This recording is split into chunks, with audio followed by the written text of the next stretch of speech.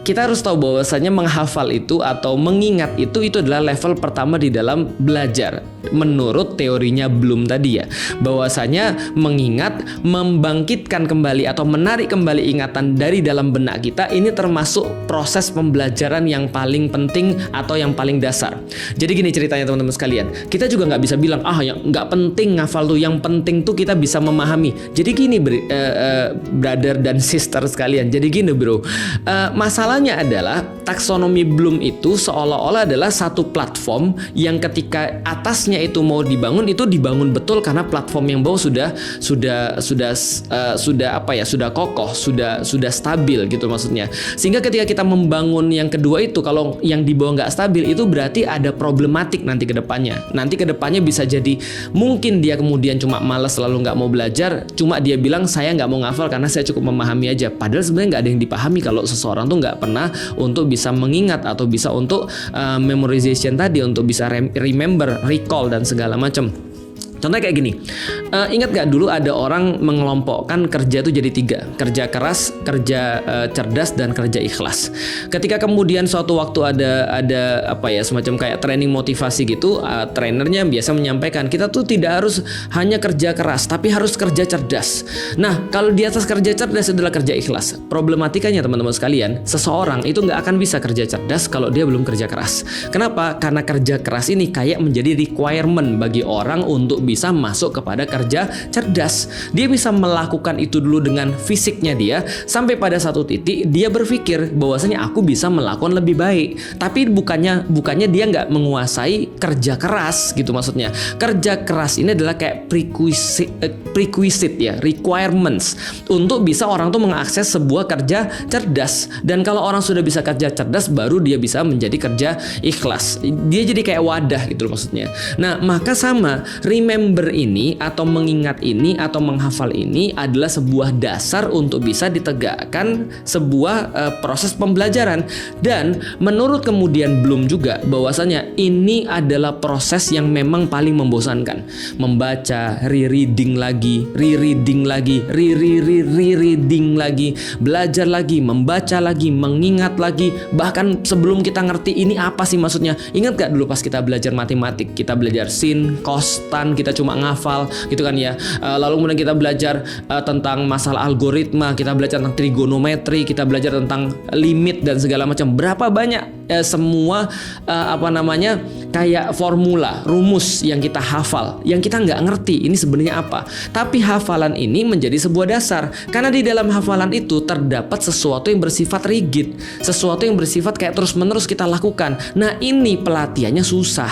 Ini adalah termasuk memerlukan disiplin, memerlukan kemudian sikap mental yang juga kuat untuk mengulang-ulangi terus, mampu mengalahkan rasa bosan untuk bagaimana caranya memasukkan sesuatu ke dalam kepala kita, dan kemudian kita bisa untuk membangkitkan kembali apa yang ada di dalam kepala kita itu bahkan sebelum kita masuk ke dalam bahkan sebelum kita masuk dalam tahapan berikutnya. Ini adalah remembrance. Ini memerlukan sebuah disiplin, memerlukan sebuah effort yang gak mudah. Oke, kalau gitu kita lihat baca Quran. Menghafal Quran. Saya selalu punya sebuah respect terhadap orang-orang yang menghafal Quran, respect pokoknya. Termasuk kepada siapapun yang menghafal Quran, meskipun apapun yang mereka lakukan. Apakah mereka kemudian gak kerudungan? Apakah kemudian mereka itu tidak Islam bahkan? Atau bahkan mereka itu masih banyak maksiat? Atau bahkan mereka itu ngafal tanpa tahu apa yang dihafalin? Saya tetap respect. Apa yang saya respect? Yang saya respect adalah maunya dia, atau kemauan dia yang besar, atau usaha dia yang melibatkan terus-menerus mengulang. Karena yang namanya menghafal itu punya rumus mengulang-ulang. Itu sudah pasti ngulang-ulang. Misal contoh, aku pernah lihat, pernah dengar ada seorang hafiz ngajarin orang kemudian untuk menghafal Quran. Itu caranya adalah 7 kali dibaca sehari, dan setiap kali baca itu diulang 14 kali. Ada yang diulang 40 kali sampai kemudian itu masuk ke dalam dada, sampai kemudian itu benar-benar menjadi otomatis kemudian kita hafalkan. Minimal aku benar-benar respect pada usaha mereka, efforts mereka. Sama kayak ketika kita jadi gini nih ya, ini bukannya nunjukin apapun ya, tapi aku kan baru karena kemarin problematika pinggang sih, aku baru belajar untuk angkat beban. Dan ketika aku baru belajar untuk angkat beban dan ketemu orang yang badannya udah jadi, respect bro. Kenapa? Nggak peduli siapapun Anda, agama apapun Anda, atau Anda mau sekolah apapun, tapi kalau Anda badannya jadi, itu berarti pasti bukan dari lahir.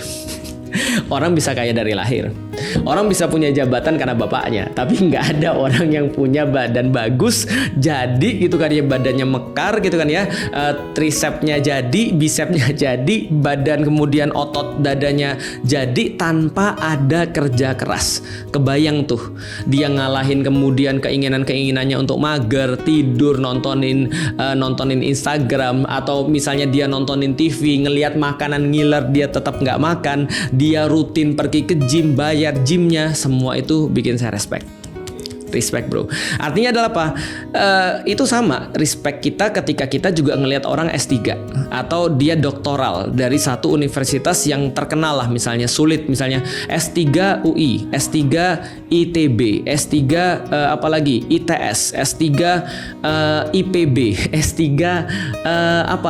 UGM dan segala macam. Kita respect. Kenapa? Karena kita kebayang effortnya itu seperti apa. Apalagi doktor dari Al Azhar. Kita ngerti banget dan kita respect. Minimal kita respect karena effortnya. Ya karena kenapa ya? Ya by the way, aku belajar Quran. Aku mencoba untuk menghafal Quran. Aku mencoba untuk angkat beban. Aku mencoba untuk belajar di kuliah, tapi tidak bisa sampai di titik mereka. Maka kita respect dengan mereka. Jadi artinya dari segi itu aja kita sudah bisa tahu bahwasanya ada kualifikasi yang sangat luar biasa baru pada fase pertama taksonomi Bloom ini. Jadi untuk mengingat aja, menghafal aja itu luar biasa. Itu yang pertama. Yang tahapan kedua, understanding. Understanding ini adalah memahami sesuatu. Jadi gini teman-teman sekalian, yang saya pahami, kita itu punya tempat storage, tempat penyimpanan, dan teman-teman tahu bahwasanya kalau komputer aja itu beda hard disk biasa sama HDD ya kalau nggak salah, HDD sama SATA itu beda. Katanya ada lagi yang lebih cepat daripada SATA, nggak tahu deh. Pokoknya aku cuma ngerti konsepnya aja. Hard disk itu berbeda-beda. Yang jelas lebih cepat dia untuk narik data dari hard disknya itu, lebih cepat dia untuk narik data dari storage-nya itu, mohon maaf, maka semakin mahal dia. Maka kalau seandainya ada yang kemudian read sama write-nya itu lebih tinggi, maka harganya pasti jauh lebih mahal. Untuk satu penyimpanan yang sama itu bisa 2-3 kali lipat. Untuk kecepatan penarikan, otak manusia itu bekerja kira-kira sama. Kalau andaikan kita menganggap bahwasanya informasi yang kita simpan di dalam kepala kita itu kayak sebuah bahan makanan, maka makanan apa yang bisa kita buat atau makanan apa yang kita bisa masak tergantung bahan-bahan apa yang ada di dalam kulkas, bahan-bahan apa yang ada di dalam storage. Kalau bahannya cuma satu, ya berarti masakannya nggak terlalu akan banyak dibandingkan dengan orang yang punya bahan 15 atau bahan 20 atau 100 bahan. Dia bisa infinite resep yang bisa dia masak. Nah, understanding bekerja dengan cara seperti itu. Apa yang mau kita pahami kalau kita nggak tahu apa-apa? Apa yang mau kita pahami kalau kita tuh nggak pernah nginget apa-apa gitu loh maksudnya. Nah itulah kenapa orang-orang itu kalau sebelum melakukan segala sesuatu, ya dia better untuk banyak baca, dia better untuk banyak tahu, dia better untuk banyak mengumpulkan informasi. Karena ketepatan daripada proses-proses selanjutnya sangat bergantung pada informasi yang dia tahu. Quran juga sama. Artinya adalah kalau ada orang yang nggak pernah tahu seperti apa ayat Quran, ingatnya mungkin setengah-setengah. Kalau nggak salah ya, lalu terus mau apa yang dipahami?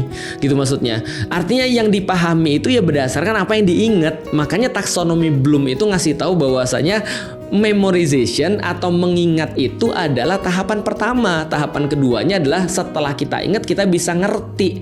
Nah, Ciri kita ngerti kalau kita bisa membahasakan ulang, explaining. Kita bisa ngasih tahu orang. Kalau gampangnya gini ya, kita nggak akan ngerti satu ayat sebelum kita bisa jelasin ayat itu sampai orang ngerti kepada anak kecil, kalau nggak orang tua sekalian.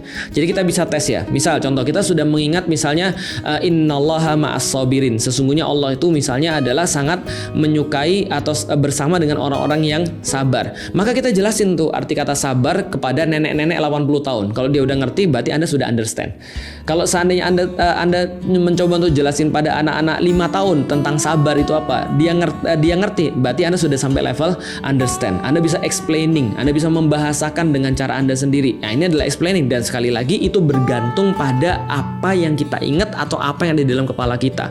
Artinya, siapapun yang excel dalam memorization, siapapun yang keren di dalam menghafal, most likely dia termasuk orang yang paling mengerti tentang satu hal. Most likely, walaupun nggak selalu, tapi most likely dia lebih mengerti.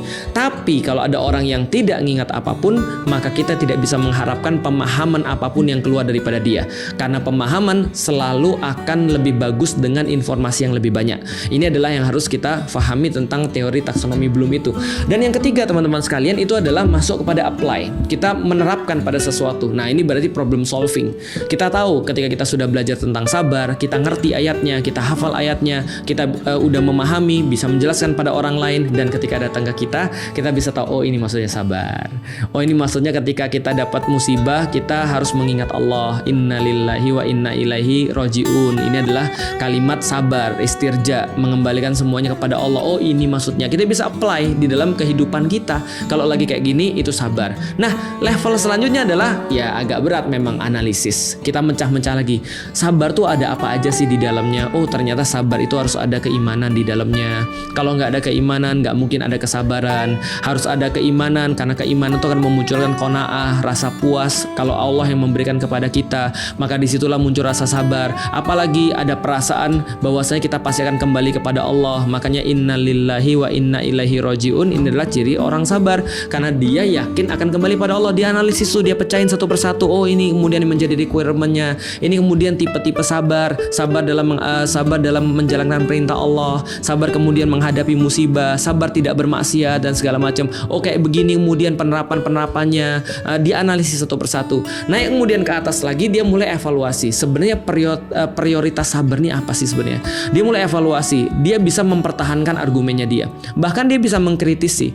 Kayaknya di zaman sekarang nggak bisa sabar kalau cuma untuk kayak gini-gini deh. Sabar itu konsepnya betul kalau untuk sesuatu musibah. Tapi kalau ada orang bilang, saya sabar ketika istri saya maksiat, saya sabar ketika suami saya selingkuh, nggak bisa. Nah ini dia sudah masuk dalam evaluasi. Dia sudah bisa judging. Dia sudah bisa untuk mengetahui ini prioritasnya apa sih. Dia sudah bisa kritis terhadap apa yang dia pahami. Nah yang terakhir, creating. Creating ini lebih kepada mungkin dia punya satu shortcut ya. Ketika memahami sesuatu tuh akhirnya sabar tuh bukan hanya sekadar teori, tapi sudah mewujud di dalam diri dia. Dan ya semuanya berasal dari mana? Berawal dari mana? Dari nginget. Semuanya berawal daripada ingat ayat-ayatnya, ingat ayat-ayat tentang sabar. Makanya kalau kita lihat orang-orang yang kemudian mereka benar-benar bisa untuk meramu itu semua, mereka sudah bisa langsung nurunin. Nih, hadis-hadis tentang sabar ada segini di dalam Bukhari, ada segini di dalam Muslim. Ayat-ayat tentang sabar ada segini di dalam Al-Quran. Ini kemudian cerita-cerita tentang sabar dikualifikasi. Itu semua masuk di dalam kepala. Nah kalau nggak ada di dalam kepala, terus bagaimana bisa understanding? Bagaimana bisa applying? Bagaimana bisa untuk analyze? Bagaimana bisa untuk evaluating, bagaimana bisa untuk creating? Itu hampir nearly impossible. Itu hampir nggak mungkin. Jadi maksudku tuh gini, silakan aja kalau mau berkeyakinan apapun, tapi please jangan sampai kita itu justru merendahkan orang-orang yang mereka itu justru menganggap ini ada sesuatu yang sangat mulia. Kita udah bahas dari segi teori. Nah sekarang kita bahas dari segi teori agama. Masya Allah, banyak sekali. Siapa bilang gak ada perintah untuk menghafalkan Quran? Bagaimana dengan hadis kemudian ketika Rasul nyampein bahwasanya bacalah Al-Quran dan naiklah, dan orang-orang akan berada di satu tempat. Ketika dia naik setiap baca Al-Quran, dia akan berada di tempat terakhir ayat yang dia baca. Akhirnya seolah-olah kayak gini, nanti ketika kita sudah wafat, salah satu bekal yang kita bawa itu adalah Al-Quran. Maka Al-Quran berapa banyak yang ada di dalam dada kita, ya itulah yang disuruh kita baca gitu kan ya. Maka kemudian dikatakan ya baca dan naiklah. Maka kemudian derajat kita nanti di akhirat. Ya, tapi ini bagi yang percaya, balik lagi ya. Tapi ya tentu nanti kita akan bahas kenapa kita percaya dengan agama. Nanti kita akan bahas, kita akan sampai ke situ. Tapi anggaplah orang udah percaya agama ya. Maka dia yakin bahwasanya ketika dia kembali pada Allah, Allah akan meminta dia untuk baca Quran, dan derajat dia di dalam surganya Allah, di dalam kemudian balasan Allah yang dia terima, balasan dari Allah yang dia terima pada dia, itu akan derajatnya ditentukan dari Al-Quran yang dia baca. Somehow di titik itu aku merasa iri dengan orang-orang yang ngafalin Quran. Meskipun mungkin mereka nggak paham dengan apa yang mereka baca, meskipun mungkin mereka belum apply dengan apa yang mereka baca, tapi di dalam hadis ini cuma menunjukkan dengan baca yang kita hafal. Maka kemudian ketika dia hafal 30 juz, dia sudah paling tinggi nih. Felix Xiao baca, ya baca, bacaannya cuma cool, sampai di situ doang. Itu aja. Iya ya Allah, ya udah, kamu sampai di situ. Nah artinya ya kalau kita bicara tentang interaksi dengan Al-Quran, memang betul bahwa interaksi Al-Quran tidak hanya menghafal, bahkan membaca dan menghafal termasuk interaksi Quran yang paling standar, interaksi Quran yang paling apa ya, yang paling kayak default bro, gitu kan ya. Membaca, menghafal itu seharusnya menjadi sesuatu yang kita nggak banggain memang, karena kamu Muslim, you should do that. Kalau kita Muslim ya itu sudah kewajiban kita. Ibaratnya kayak gini lah, kalau kita katakan bahwasanya kita itu adalah seorang pelajar, ya membaca buku itu adalah sesuatu yang kayak nggak perlu dibanggakan. Memang betul.